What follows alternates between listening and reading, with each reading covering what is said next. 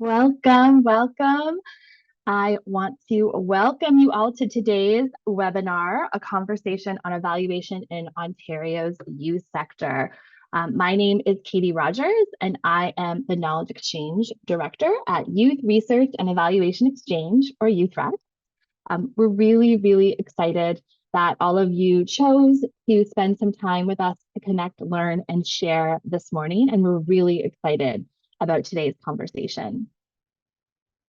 And now I'm going to ask my colleague Jasmine from the Youth Opportunities Fund, who we are so proud to be co-presenting today's webinar with, to share a little bit about their work.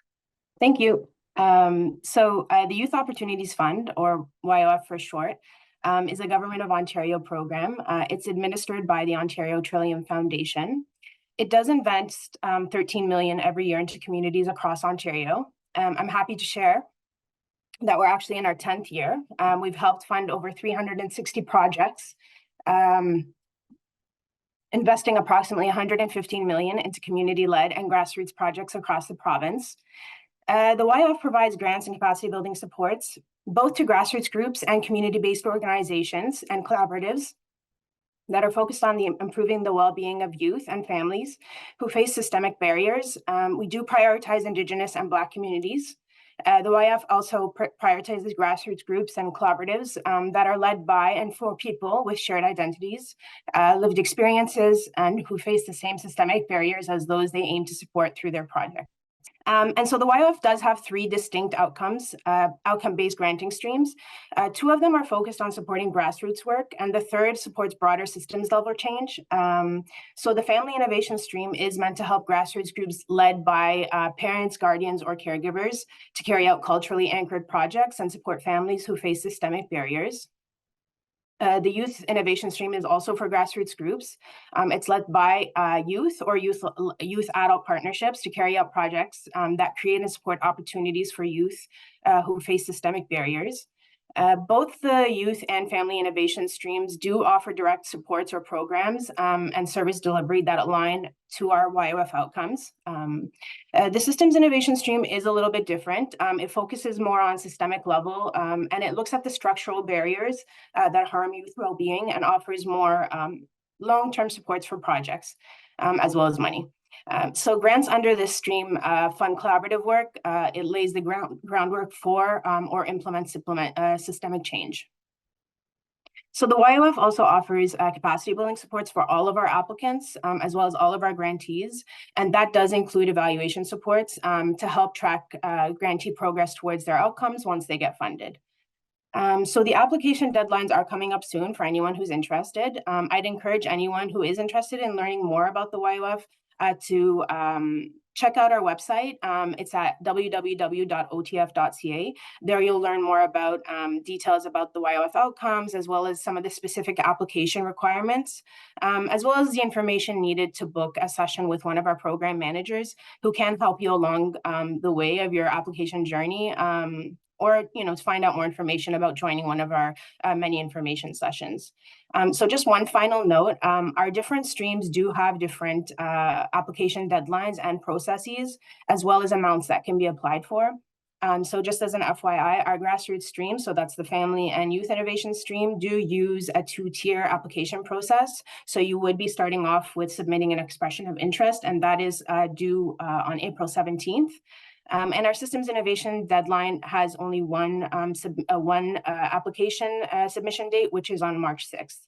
So yeah, that's just a very small amount of information about the YOF. Again, I do encourage anyone who's interested or who thinks their project ideas would fit within our fund to please check us out on our website or reach out to one of our program managers for more information. So thank you. Thank you so much for that. I'm actually going to ask Jasmine now. I mean, you've heard a little bit about YOF, the Youth Opportunities Fund and Ontario Trillium Foundation, but Jasmine, maybe you could tell us a little bit about your journey and your roles and responsibilities with respect to evaluation in your current role, your position. Sure, thank you. So as mentioned, my name is Jasmine Noureddin. I am currently the lead program evaluator for the YOF, so the Youth Opportunities Fund at the Ontario Trillium Foundation. I live and work in Toronto, governed by Treaty 13, Williams Treaty, specifically in the east end of Toronto, aka Scarborough. I just finished actually my 10-year anniversary, or I started my 10-year anniversary with the Ontario Trillium Foundation. It's been the job that I've stayed in the longest throughout all my career, and it's a testament really to the satisfaction that I get from doing this work. I think my educational background, as well as most of my previous jobs, although they were under many different titles and specializations, they all shared that common foundation of research for the purpose of learning, as well as for the purpose of improving processes, and mostly in real time. And so although this is like the first job where my official title includes the word evaluation, measurement and evaluation has always really played a major and integral role in all I've done up until this point. So I've always been interested, in why things are the way they are. My upbringing has led me to always, sort of question, are things the way they are because they actually work better in that way? Or is it because somewhere down the line, decisions have been made or maybe not made to ensure things stay the way they are? So that's always been a deep interest of mine. And so working in evaluation, especially with a program like the YOF, where questioning systems and processes are actually part and parcel of the job requirements, this has really allowed me to vastly expand my knowledge, to question deeply where and what needs change, and what are the changes that are currently happening at the grassroots level for youth, and specifically at the community level. So my work, it does really heavily rely on measuring our program's work towards meeting our own objectives as well, so our objectives and goals. So these things include things like application goals, outreach goals, meeting our capacity building goals for our grantees, as well as incorporating, really different methods to better understand what are some of those unique successes and challenges our grantees face as they do this unique work. So I do work very closely with our internal team at OTF, the Measurement, Evaluation, and Business Intelligence team, to also support measurement and evaluation as well towards OTF's internal learning and strategic goals. So this experience has also allowed me to really interact and utilize really different approaches to measurement and evaluation, both in the YOF program as well as externally. It's really provided me with flexibility to try things and to test things and to learn from that, those trials. And I also work very closely with our evaluation vendor, the Students' Commission of Canada, who support the YOF program's evaluation. So yeah, that's pretty much what I can share about myself and about the role that I do, and I love it. So thank you. Well, thank you for being here, and thank you to the Youth Opportunities Fund for co-presenting this conversation. Congratulations on 10 years for you, but also congratulations on 10 years of the Youth Opportunities Fund. 2024 actually marks 10 years of YouthREX as well. So a lot of milestones to be honored. Thank you. Yeah. I'm going to invite Trevlyn to join the conversation and to share a little bit, Trevlyn, about your journey and your connection to evaluation in your work. Yeah, thank you. Hi, everyone. My name is Trevlyn Kennedy. I work at Dixon Hall. So my journey as it pertains to evaluations is I started out as a as a youth within programs doing evaluations at Dixon Hall, actually. And then I was also a program staff that had just heard about it and what the responsibilities are. And then I also was a youth worker.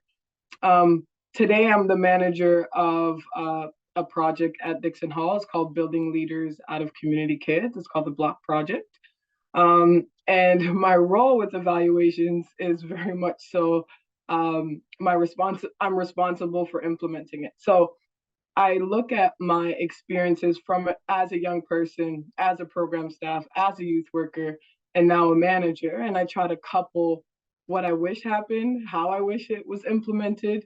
And I also have a different value for it than I would have as a youth, because I know the importance and how exactly the knowledge that's gained, how it's actually able to impact what we're able to deliver and how long it's here for, all these different pieces that as a young person, I cared more about. So I tend to connect the desire as the young person of about the program that they love to the needs of a manager. I hope that that makes sense. So yeah, so my time at Dixon Hall has been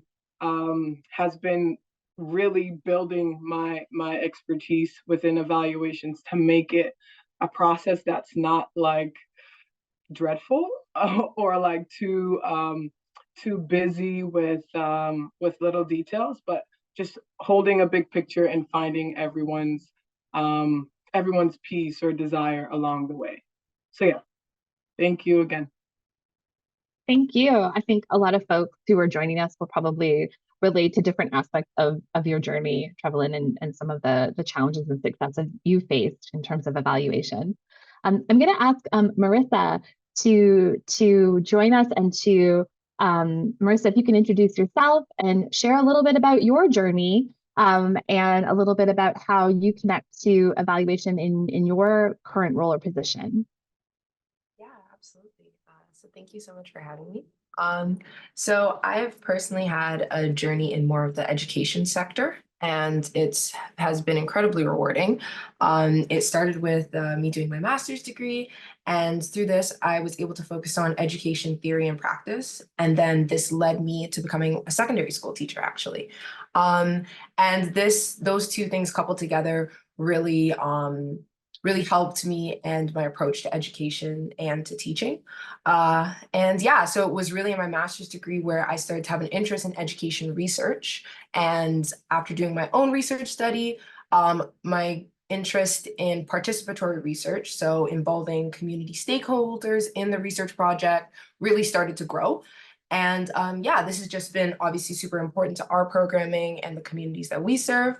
But currently I work at Aspire for Higher Sports, and they are a non-for-profit that helps youth in various communities. And here I wear kind of many hats, but one of the key roles that I have was being a part of the 2023 evaluation report team. And this was a partnership with YouthREX and the Public Health Agency, specifically their Mental Health of Black Canadians initiative. And here we really focused on creating and implementing mental wellness curriculum to support Black youth and helping them improve their mental health. So I kind of have a little bit of both going on. I have some background in research, but then also some background in evaluation. But one of the more current hats that I wear is that I am the lead for in-house programming for our evaluations for our programming. And yeah, I think that's just a really important piece that I really value, that Aspire for Higher really takes the time to implement as one of my responsibilities, because I think it really shows again that they're really serious and really appreciate the evaluation process. And yeah, that's a little bit about me. Thank you so much. Folks may have noticed that in YouthREX's name, it's research and evaluation. And I think as we discuss evaluation today, there's definite parallels and similarities to research in terms of processes. So yeah, thank you so much for being here. I'm excited to introduce my YouthREX colleagues. I'm going to start with Caroline, and then we'll move on to Adrienne. All right. Hi, everyone. My name is Caroline Hummell, and I'm a research assistant with YouthREX and have been for the last few years. So what that looks like is helping out between our evaluation and learn teams. So with our evaluation team, I get the pleasure of working one-on-one with clients across the Ontario sector to help enhance their evaluation capacity. And then with our learn team, I run a lot of our evaluation capacity building opportunities and events, such as workshops and webinars. And if you've ever taken one of our program evaluation online certificates the last couple of years, you might recognize my name because I'm the certificate facilitator for those as well. In terms of how I got introduced to evaluation, similar to Marissa, I kind of came at it through the academic journey. I got introduced to evaluation during the first year of my master's when I took an evaluation course just as an elective to fill my timetable. And from day one of that course, I absolutely fell in love with it. I am a strong believer in using evidence-based practices to build programs and initiatives. And evaluation is, of course, one of those ways that we can generate some evidence to support new initiatives or ongoing ones currently. And I'm still very much so involved with evaluation from kind of the academic side of things, as I am a third-year PhD candidate at Brock University in Niagara. And while a lot of my research for my dissertation focuses around the relationship between quality relationships and positive youth development through sport, specifically, I'm interested in mentorship for girls and women in sport. There's a strong program design, implementation, and evaluation component to the work that I do. And because of that, I've also been lucky to be engaged in some external evaluation consulting on the side when I do have some time here or there. So I've been able to work with organizations from grassroots to national levels with their evaluations, like Canadian Women in Sport, Ontario Hockey Federation, and Coaches Association of Ontario, to name a few. So needless to say, I'm really, really passionate about evaluation and could talk your ear off about it, which is why I'm excited that we have this opportunity to do that today, and looking forward to having you all here and hearing your experiences and your questions that you may have around evaluation. Hey, thank you so much, Caroline. Adrienne, welcome. Yeah, thanks, Katie. I'm Adrienne, and like Katie mentioned, I'm also work at YouthREX as a research assistant. And alongside Caroline, I have the pleasure of working on the evaluation team, which oftentimes look like connecting with youth serving organizations across Ontario to support those unique evaluation needs, but also to support capacity building largely and helping to fill in some of the gaps around the utility of logic models or evaluation plans and data collection tools and different things that really just support the unique work that organizations do.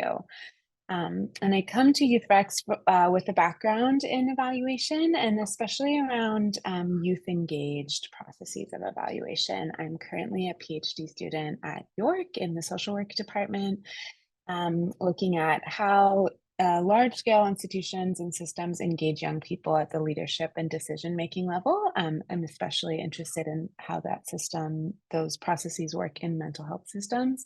But I have experience sort of across the board in different public serving systems in education and child welfare and juvenile justice, and how we really get young people involved in sharing their experiences in the system.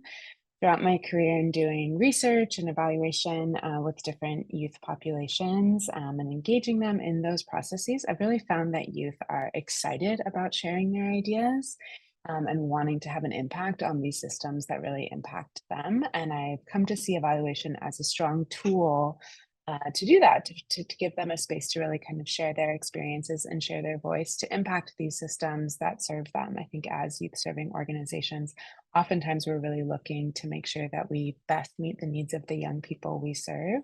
And evaluation is such a cool tool to be able to hear what they're liking about it or what they want to change.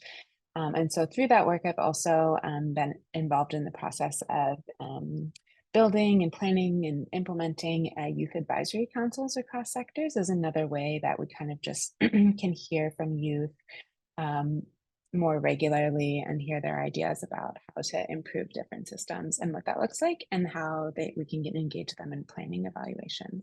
So I'm super excited to be here today because I know that there's so many gray areas with evaluation, and sometimes it can feel like it's a very prescribed way that we have to do things. But I hope that this conversation today kind of shows that you can get really creative with evaluation and that there's lots of ways to get youth involved so that we can really best serve them, because I think that's what we all want to do. Yeah, I think that's it. Thank you so much, Adrienne. I think that is a really great segue into a conversation. Invite all of our guests to join me in thinking through, like, what are some of the barriers or challenges to evaluation in the youth sector from your different positions within the sector itself.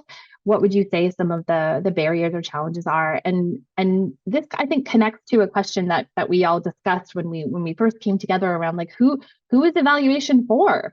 And Adrienne talked about that a little bit in speaking her experience, but maybe we can start there. Like, what are some of the barriers and challenges that you've seen specific to the youth sector, and maybe touching on that idea of, like, who is evaluation really for? I'll just open it up to anyone who wants to dive in.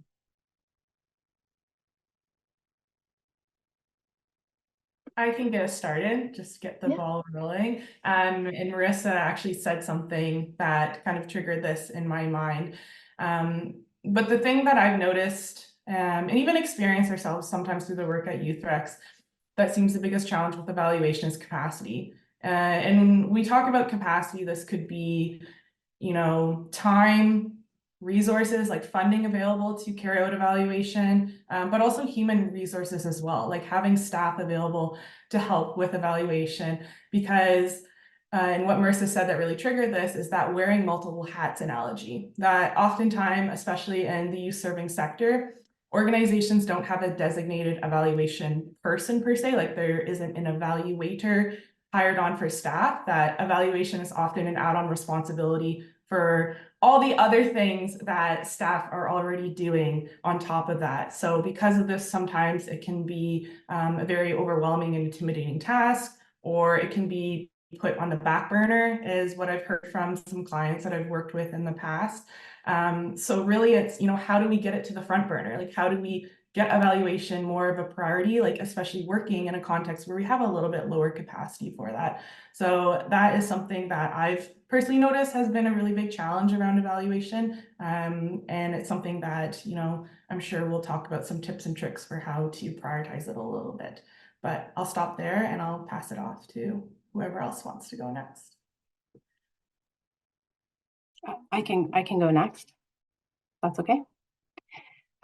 So I think some of the barriers and challenges that exist in the youth serving sector, and not necessarily just for the youth serving sector, I think for all sectors that are wanting to do evaluation or do it, incorporated into the work that they do. I think over the 10 years that I've worked with the YOF, I've seen sort of a shift in some of the challenges that are faced by some of our youth groups. So initially, I think and for, obviously there's many reasons why this is the case, but evaluation, I think oftentimes can have negative associations for many communities. And so if I were to look at my own experience with the YOF program and at OTF, I think some of the earlier challenges, if I look back 10 years ago, was quite a bit of pushback around why evaluation and why do we have to do this and why is this part of the daily work that we have to do. Fast forward to today, I see that the challenges and barriers are actually not so much in the why, but the how. So our grantees come to us oftentimes with a plan ready to do evaluations, even at the grassroots level. And the challenges often arise around doing evaluation in a meaningful way. So asking the right questions, showing results that actually demonstrate the impact of the projects and the work that they're doing. So one of the big challenges there is, the term youth or young people is not a monolithic term. It doesn't mean the same thing. It doesn't mean that every young person is going to have the same experience. It doesn't mean that every youth program is doing the same sort of work. And so being able to meet those diverse needs through evaluation is a challenge. We have not only the diverse challenges around who we're serving, but also the how we're serving them. So we have things like language barriers. We have things like access to devices. We have a whole slew of different issues that, doing the rubber stamp sort of approach to evaluation, which I don't think anyone is pointing the finger to, but in reality, that oftentimes becomes sort of the go-to tactic. And that leads to evaluation results or an evaluation experience that might not be as meaningful as it could be. And so I think that is the biggest challenge. And again, not necessarily just for the youth serving sector, but how can we do evaluation? Because people want it. It's the pushback is sometimes because it's seen as like, a burdensome extra layer of work, but sometimes, and most of the time I would argue, it's because there is a concern that what ends up resulting from this work will not actually be a meaningful experience or actually show the truth on the ground and what's happening. And this is especially true, I think, for grassroots groups and young people who are doing grassroots work. Just to add to that, I feel like what you're saying, Caroline, in terms of like who, not necessarily who, but your point in terms of how exactly it gets done, evaluations that is. So I think of the many times that I've been a part of evaluations. Sometimes people don't actually know an evaluation's happening if they're a part of a program staff. So it's almost like this pipe where it stays at the top and it actually doesn't filter all the way through. And maybe that's kind of what you're studying, Adrienne, about who is involved in the first place. So by the time it gets to collecting the data or actually implementing evaluations, it actually, you lose that how, and then it gets synthesized to like it just has to get done, or it becomes like a checking of a box as opposed to it being a meaningful process that's adding to the work. I feel like sometimes the evaluation process kind of gets thought of as a burden, and not necessarily coupled as a proof of the work. And I think that's kind of how I position it with my staff team, is like, hey, like we're creating these ideas. This is what we're saying is super important for young people. Let's make sure everyone knows it, and also that like the young people can also state that it's working or they need shifts, so we can also learn. So I feel like sometimes it's like literally a flow of top down, but it really needs to be like a back and forth thing, because we have to learn to then implement, and then you implement what you've learned. So it has to, like, the barrier has always been it stays at one place and it doesn't allow for the movement to really gain the knowledge.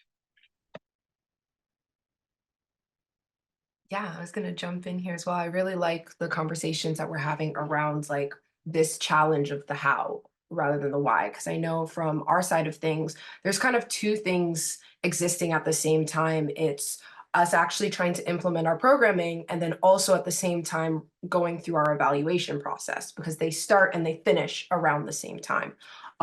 So I know for us that a challenge that happens kind of in both of these ongoing actions is like participant recruitment. So for example, if this is a challenge for our programming, number one, because if we don't have enough numbers, then we might not have enough numbers for our evaluation. So this is one challenge that really comes hand in hand. But what I guess like the flip side and the shining light, I don't know. Anyways, the good thing about it is that once you're able to kind of figure out, okay, how are we increasing our participant recruitment? How are we getting more people in our program? That's also helping your evaluation study as well. So it does kind of become a win-win. And what I've noticed while doing evaluations is a lot of the work that you put in or some of the challenges and the solutions that you get through for your programming actually ends up helping your evaluation process at the end of the day as well.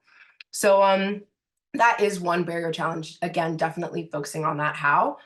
Something else that I guess we've noticed is, and this is getting a little bit more into the nitty gritty of the evaluations, but not being able to see significant results quickly. That was something I know that a challenge that we came across. And just because you don't see, there's not enough time sometimes in your program, you can't see observable change, but that's not necessarily your the fault of the program. Sometimes your program has to run for 5 weeks. Sometimes it has to run for 7 weeks. That's just how it is, right? It makes more sense for the program. But yeah, what we have noticed, even though you can't see those significant short-term effects, other data will then point to more positive outcomes. So those are definitely some of the challenges, again, focusing on that how stream of things for us on the like the programming side of things. I'll just quickly add here, I think I'm hearing this in a lot of what other folks are saying, but on the evaluation team at YouthREX, we oftentimes talk about how to tell the story of an organization. And I love that framing, because I think oftentimes when we think about evaluation, we think about like satisfaction surveys or retention, or these sort of things that really don't get at the magic that happens in the spaces of youth serving organizations. So I think that reframe and really wanting to understand, how do you tell the story of what happens? What does it feel like to be in the space? What are the interactions between the staff and the youth? I think we find that oftentimes organizations have much more of that information and know what the story of their organization is. And it's just about finding the right tools or the right framing to help translate what that is that's going on to whomever, or to just document for their own processes of what that real story of how things are is, instead of these sort of boxes that feel like we have to check, but really kind of having an expansive view of what evaluation could look like, I think is part of the challenge. Right. And building it into the programming as opposed to seeing it as being something that is being imposed on the programming, thinking about it as telling a story, thinking about ways to make it meaningful for those implementing the evaluation. So helping to build that capacity, but then also ensuring that it is a meaningful experience for those involved in the programming, for all the stakeholders who may be engaged in the program. Before we move into sort of maybe unpacking some of these challenges and sort of thinking about strategies to overcome those difficulties, I'm wondering, have the barriers or challenges that folks in the youth serving sector have faced around evaluation, have they changed as a result of the pandemic? And they, in some ways, things may have been made more challenging, but there may have also been innovations that have supported creating space for evaluation. I'm just curious if anyone has any thoughts around whether that like the shift that Jasmine's talking about as well, like how that may or may not connect to the constraints and the opportunities that the pandemic brought forward. Can start us off here. Yeah. So I'll speak a little bit more broadly again in terms of programming, and you'll notice a pattern in the way I frame my answers. I'm going to talk broadly about our program, and then I'll make a beautiful connection back to evaluation. So the pandemic has definitely offered quite a few barriers that have evolved, and this is related to program participation for sure. So of course, the pandemic happens, things shut down, sports and movement and physical literacy was at an all-time low. And then now, since we're in like a post-pandemic world, we now must shift our focus to re-engaging youth in supportive programming. So for us, as an organization that focuses our lens is more of like a physical literacy lens, we have observed that youth is still developing these fundamental movement skills due to the lack of access to like sports and recreation during the pandemic. So since we've noticed, obviously there's ways that we've been trying to work on that in our actual programming, but when it comes to our evaluation, we've been having to really meet our participants where they're at when it comes to the type of questions and the type of themes and the pillars that we use to frame our evaluations. So being a little bit more specific, for example, we would focus on conversations and questions and stuff related to physical activity and movement versus sports in general. So instead of focusing on, were you able to shoot that basketball, yes or no, which is not a great evaluation question to begin with, but instead of having that sports specific focus, we've definitely had to really open it up a little bit more and focusing on more of like, how have you improved, or has anything changed for you in terms of your physical literacy and your physical activity and just in general, again, your ability to move. And yeah, I think that's been a very valuable change because I think it's more important to focus on physical literacy rather than sports specific. But it's definitely something that we've had to evolve since being in this post-pandemic world. I'll add as well. Some of the I realized I didn't break down the kind of work that that my team and that we do at Dixon Hall. So the block project specifically, we offer lots of support within education, home, and community. So those pieces look very different for each individual, but it's support nonetheless. But one of the main supports is I guess one of the issues we're doing a huge support for is attendance within school. And that has been impacted drastically from the pandemic. So as we're engaging in offering these supports, it becomes another element that we're able to add to our evaluations. And I think sometimes when you're just, because it wasn't I want to say like an eyesore, it wasn't like an issue that was so like, it's so visible. Like the youth are not going to school. Like it's so clear for us within our programming and the youth on our care loads, that we're able to actually now add it as a piece of engagement that we're doing for our evaluations. I think the project that we're working on, it being a multi-year project for over 5 years, it then adds a piece to track our supports, but then also it gives like a context to our ability in our programming. And maybe that is due to it allows us to have more of a detailed or add different pieces that weren't necessarily there before the pandemic. I think one major thing that I have seen across programs or that we're really grappling with after the pandemic that is both a pro and a con, but this switch to virtual spaces and what it means to be able to offer things online and maybe increase your reach.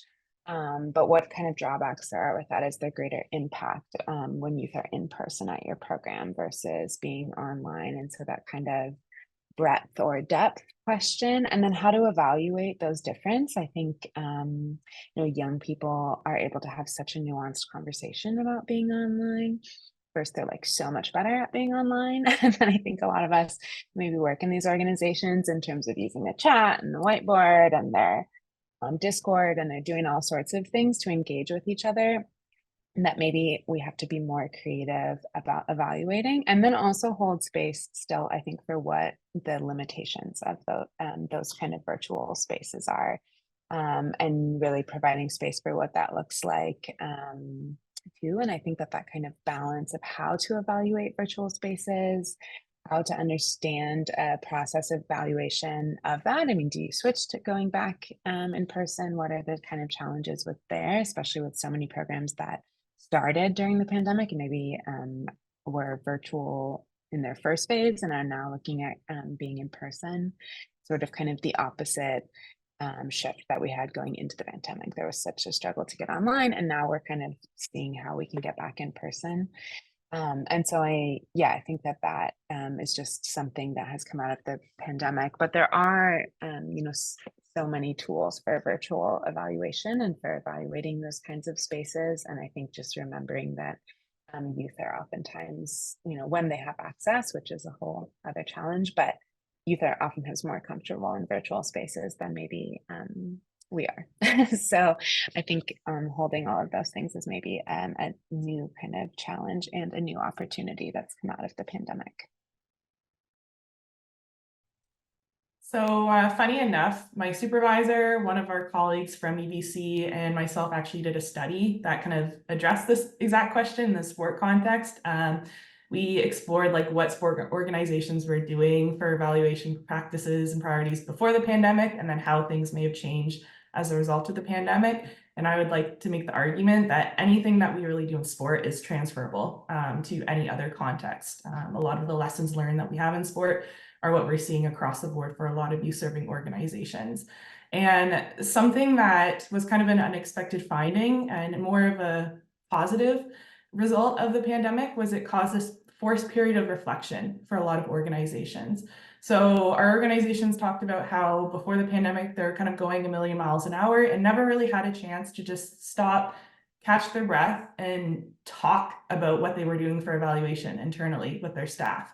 And because programs weren't running during the pandemic, they didn't have anything to really evaluate. So they actually had an opportunity to get together with their staff and their partners, and even some of their program participants, and talk about what they were doing for evaluation, like what was working, what was not working. And a lot of them had some really great revelations that led to changes kind of in this post-pandemic world that have been maintained, such as, like Marissa was alluding to, being more intentional about what you're actually evaluating. So for a sport program, if you're saying that your program focuses on the development of life skills through sport, why are we only capturing data that's like butts and seats, or who's registering or who's attending the sessions?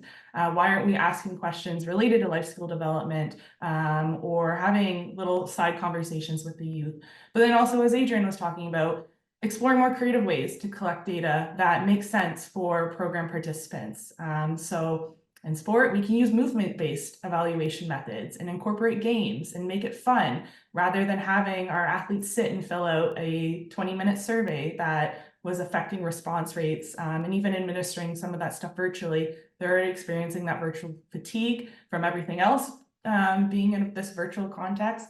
So it was kind of nice that that happened. And it was nice to hear those conversations around how moving forward, those organizations also talked about being more strategic about having those conversations and not waiting for something like a global pandemic to happen to be able to sit and reflect and talk and be open and vulnerable about what they were doing for evaluation. So that was more of a positive thing that came out, not necessarily a challenge.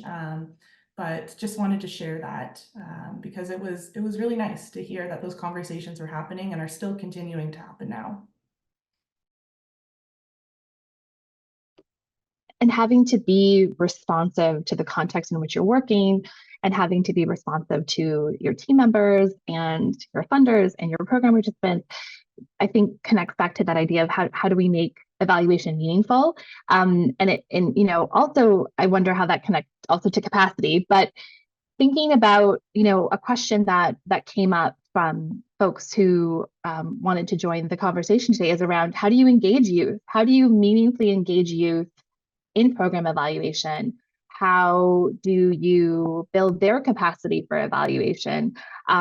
And how do you allow young people to lead in terms of not only the evaluation of program, but then how that feeds back into the design of the program? So how are you using your evaluation with youth not only to prove that the program's having an impact, but to improve the program? So I'm wondering if folks can talk a little bit about creative ways to engage young people, to give young people those leadership opportunities with respect to evaluation, and also, how do we build their skills and their understanding of the importance of evaluation? Love this question and could talk for hours about this, so I will try to not take up too much time. But I think one important shift that we have to make as a sector and as organizations is just to acknowledge that youth do want to have input on systems. And if you have a low response rate to your survey, that does not indicate that youth don't want to be involved in changing it. It's probably an indication of the challenge of the survey or how you're delivering those sorts of things, or the different kind of struggle of getting youth engaged. So I think one, just believing and knowing that youth are motivated to make change. I mean, I think we could just look at Greta Thunberg or the Black Lives Matter youth organizers or the March for Our Lives organizers. Like, they're young people who want to see significant change, and especially in the sectors that serve them. So I think that that's the first thing. And then the second thing I think that goes along with that is to just not be scared about bringing them into a leadership table or a decision-making table. A lot of organizations I know have youth positions on evaluation teams, or are starting youth advisory boards, or start with creating a youth seat on an existing community advisory board, or opening town halls, or different ways to get youth involved to share their ideas. And you would be surprised at the kinds of things that young people want to contribute and talk about in terms of an organization. I was involved in an evaluation of a health department during my master's program. And the youth had thought of an idea of making a playlist of what it feels like to enter this kind of health space. And they all submitted different songs, and we made a Spotify playlist. And then we listened to it and talked about why it felt anxious or why it felt happy in different spaces, and just had such a great discussion around these different ways that the music that they were listening to showed up in this space and kind of described what was going on. I was also involved in another organization who asked young people to send in memes about what it felt like to be engaged in the child welfare system. And it was first hilarious, the different things that they brought to the table, but also just really spurred these discussions. So I think oftentimes we think of surveys first, and then maybe we think of conversations, and can also feel like conversations can be dry, but there's these different ways to invite young people into the conversation, or to give them different mediums to discuss and share about that really kind of get them into talking about the conversation. So their creativity is like, I think, what we should be supporting and elevating. And finally, I'll just say too that I think oftentimes evaluation gets lost in why it's important, but finding those ways to share back the evaluation. I think Marissa and Trevlyn were alluding to this, in that if young people say, this is a change that I need, the meetings are 90 minutes, I want them to be 60 minutes, it's too long, I'm tired by the end of it, and then you actually change it to 60 minutes, like, it's important to say, your input did this, you know, what you said impacted the program, and now we're doing it in a way that we hope will better serve you, and to keep that conversation ongoing. So I think it's about sharing and making their impact known to them is also a motivator for them to want to continue to be engaged in the project. So yeah, I think all of those things are important about getting youth involved.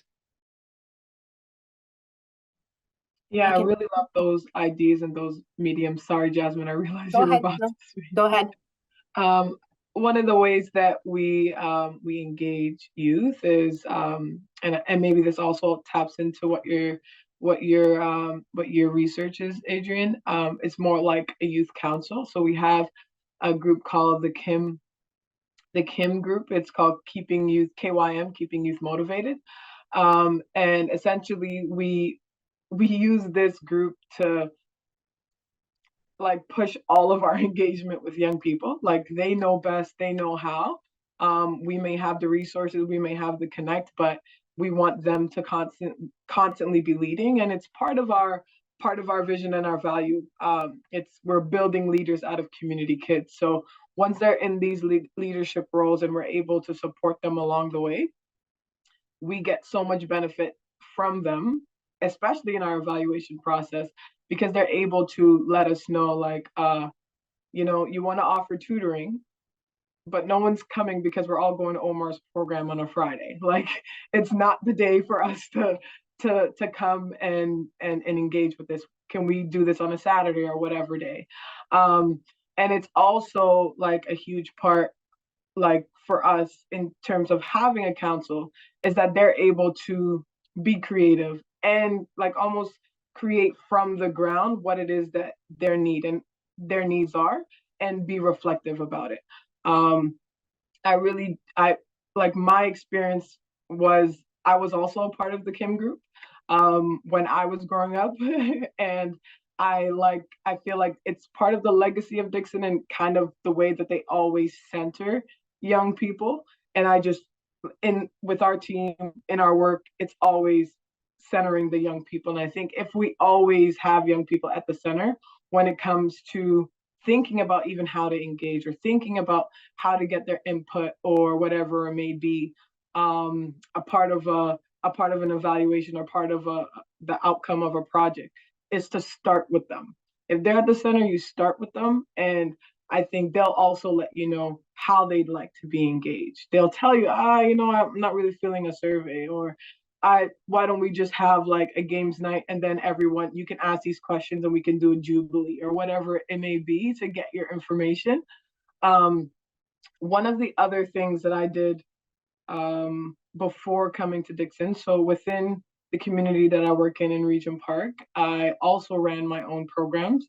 I also like created like a program around the issue of like how youth viewed the criminal system. Like, we had, or the justice system, we had youth that had so much information about some of the ways that of the cases of people in our community, and how it should be, and what they thought was super, like, the courts needed to understand. And then the case will almost be like Law and Order SVU on TV. Like, they had such a very, like, there was so much myths around it, that we ran this 8-week program, and it was young people, like, specifically picked, who they felt like they had all the information, and therefore shared the information. So there were young leaders as well.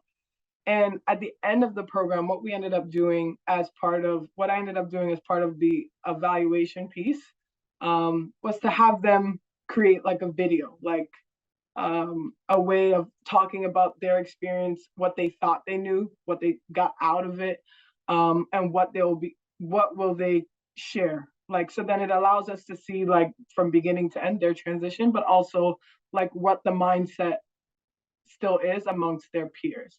So I think I think the artistry or the creativity that young people kind of put out there is super important when it comes to engaging them.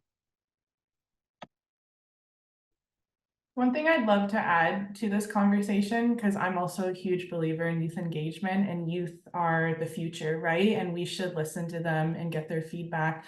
I'm just reflecting on one experience I had with an organization who did have a youth advisory council, and they were very proud of it and would always talk about it. And there is one instance where I had a conversation with someone who was a youth on that council, and they're like, none of our feedback is ever used. I don't even really know what the purpose of this opportunity is. Like, they don't really ask us for feedback. We're on this council, but nothing that we say ever gets used or implemented. So I think when we're approaching engagement for youth, we need to do it in a manner that is very authentic and genuine, especially because youth are incredibly bright and perceptive and will know if they're not being authentically brought into the process.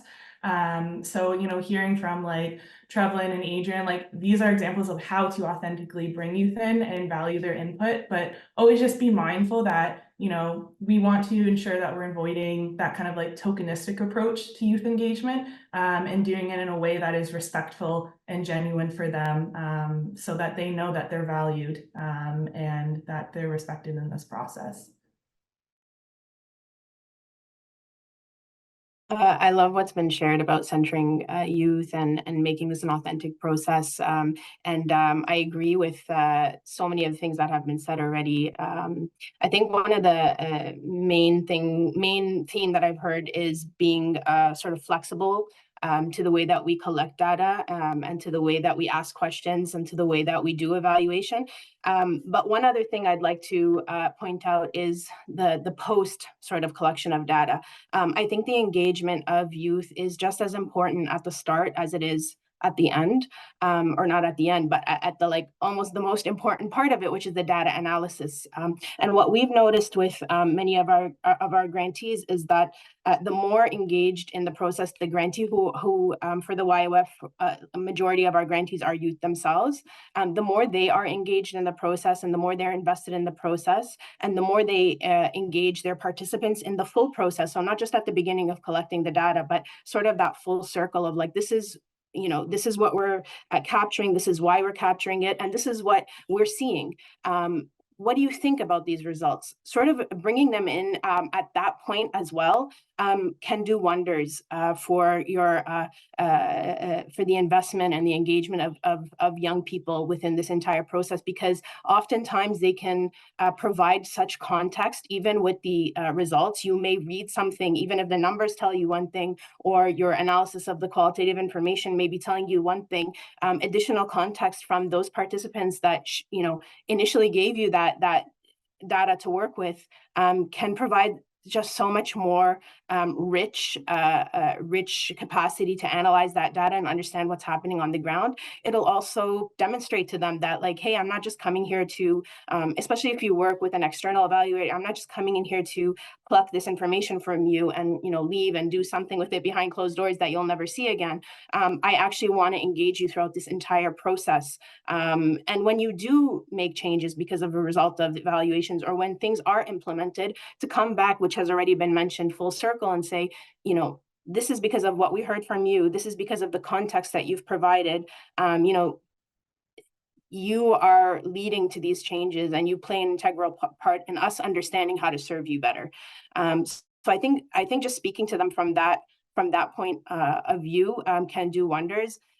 We used to pre-COVID, we used to do a lot more in-person engagement. And one of the things that we used to do with our grantees, who I've mentioned, many are youth themselves, are what we call data parties. And they would come in and do exactly that. We would put out the results on the walls, and these are the raw results. This is what we think we're saying. Can you share your experience on, like, are we reading these results correctly? So just really that, engagement, just like authentic engagement from the get-go all the way until the end, and then back around the circle, I think is a really successful way to engage youth in this process. And you can always, offering pizza is a great way as well to get them to come in. So yeah, that's my 2 cents. And authentically engaging young people, I think, also speaks to the desire that folks have to ensure that their evaluation practices are equitable, but that's sort of one dimension of equitable or anti-oppressive evaluation practices. And a few folks have asked specifically about how can they ensure that their evaluation activities are equitable and anti-oppressive? How can we ensure that we're considering equity and diversity, that we're considering culturally appropriate or responsive approaches, especially working with youth who may have intersecting identities and may identify as coming from communities that are experiencing marginalization. So I'm wondering, in addition to meaningfully engaging youth throughout all phases of a program's development, from the very beginning through to the evaluation, what are some other considerations for equitable evaluation work? Can start us off here. Yeah, I know that this is actually an example or a practice that we've used already. So it was a fantastic thing we were able to implement. But I think really ensuring that research staff, people who are conducting evaluations, mirror the identities of your participants. I think that's a really, really important one, because I think things can get a little sticky and feel a little uncomfortable sometimes if that's not the case, or when at least that's not thought about or prioritized. So for us, I know when we did our evaluations, and shout out to YouthREX, we were able to specifically request Black identifying evaluation staff. And this was really, really great because they were able to come in for our cohort evaluations. And again, just furthering that idea that we've been talking about, again, youth-centered. How do we keep these inclusive spaces and safe environments for our participants? And I think this was a really, really great idea. And I'm glad we were able to do it also, because it was sometimes the discussions that we had, especially in this evaluation and in this report, kind of deal with like sensitive and personal experiences, because we were discussing mental wellness. We were talking about anti-Black racism, Black history, all of that good stuff. So I think being able to have evaluators, program staff, people who are actually a part of that process reflect their participants is really rewarding at the end of the day, for sure.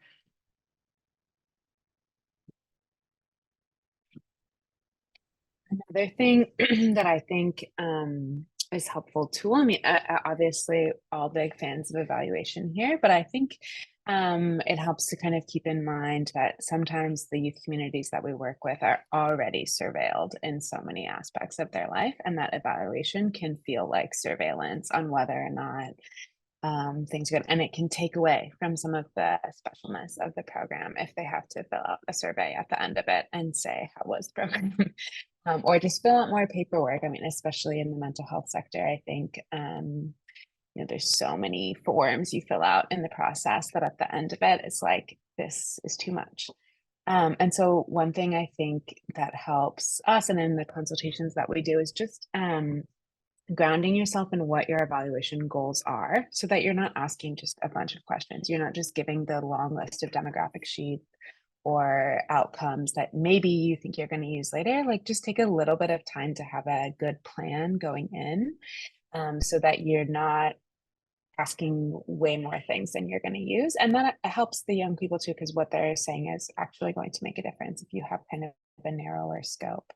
But one thing I know that we run into a challenge with this is that funders oftentimes ask for particular things, and they not always match what the youth organizations are. And so I think also just kind of breaking down some of that big divide between funders and organizations, and my experience, especially with YouthREX over the last little bit, funders are more and more engaged in wanting to make sure that their evaluation works too. I'm sure Jasmine could speak to more to this, but there may be room to push back and say, you know, why are we asking this? Or maybe this is another way that we could get at what you're talking about. Or maybe we could interview our staff about their perceptions of this rather than ask youth one more question about this challenging thing after we already have a challenging program. So being specific with what you need to do and doing your best to bring everyone on board who's going to use the evaluation to get that way, I think is one way that we can kind of reduce that feeling of surveillance and offer evaluation and with an anti-oppressive lens. I think one thing I can add, and again, just looking over the last, 10 years that I've been working with the YOF, I think one thing that we've actively tried to move away from is the language of adaptability and flexibility. So we often, in the early days, I would say, we had our standardized evaluation process, our framework, and then if it didn't work for a group for whatever reason, whether it was for cultural needs or whatever the case may be, we would adapt the tool for their needs. What we've now tried to move more towards, and I'll admit we still haven't gotten all the way there, is the idea of this is not an adaptability, this is what works and this is valid. And so I think that once, that understanding of how doing evaluation in diverse ways doesn't mean that, there's like the gold standard and then everything else is sort of like, well, if we can't achieve this, then this is our second best option. I think that sort of thinking needs to be eliminated. There are valid ways to do data collection, data analysis, and data report back. That is not sort of that cookie cutter. I'll go as far as say it's like the Western academic process of doing this, right? There are many ways to do it and they're all valid. And so I think once we kind of get over that hump, that in and itself can do wonders for making this process more equitable. So yeah, I would definitely encourage, if you've got that flexibility to do it, to do so. I used flexibility. I just said don't use that word and I used it, but you know what I mean. Just to add, I would say like a huge part of I feel like addressing any inequity when it comes to doing evaluations really like, and maybe I'm oversimplifying it, but just involve the young people. Like it really does help a whole lot. And I think to Adrienne's point, to making sure that you advocate, like I look at like my role as an advocate at each step. So if there's something that is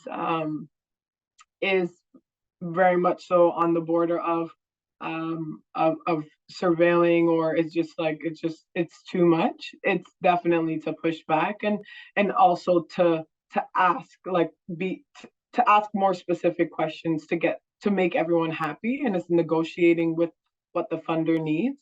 And it's part of the thing that I also felt is one of the challenges within this sector is the requirements from funders sometimes makes it a very difficult process, because one, within this work, money and being funded, it's almost very precarious. You don't know if you're going to have it for the next year, so it's almost like a fear to push back, and you just want to make everyone happy.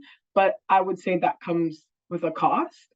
And there's ways of doing it. Like it's not just like we're not going to do, like there's some finesse, as the young people would say. You have to figure out some finesse in how exactly you advocate for the young person, but then you also translate what the needs are from the funder to the young people. So hosting like some information sessions, and for us, we're not just getting consent for the evaluations with the parents, but we're also like we're putting it in language that can make sense. Like, is this program useful? Like, do you want to see this program again? Like making sure that you understand why we're even asking for this information, and you're also a part of it in a different way by coming back to us. Hey, let us know if this is how you'd like to share your information. So yeah, engaging the young people at every point. I'll be super quick with my recommendation. This is kind of like more of a logistical one because I think the conversation has been so fantastic already so far. But one recommendation I have is just to be creative with your evaluation approaches and how you're going about collecting data for evaluation. So for instance, maybe you have a program where majority of your youth are English as second language for them. So having them sit and try to fill out like a 5-10 page survey is not accessible to them. So maybe what you can do instead is give them a camera and ask them to go around, take pictures of your favorite parts of the program or people that you enjoyed, and then you're using photo voice as a data collection method, but it doesn't seem like evaluation to them. It's like a fun activity that they can go do, but you're still getting some really great feedback and data through that. So just getting outside of your comfort zone with some, like Jasmine was saying, those like westernized traditional approaches that might not be as accessible or suitable for all populations. And we at YouthREX can support because we understand a lot of organizations might be new to arts-based and creative measures. So do leverage those supports that are out there and available to help you with that if that's something you're interested in.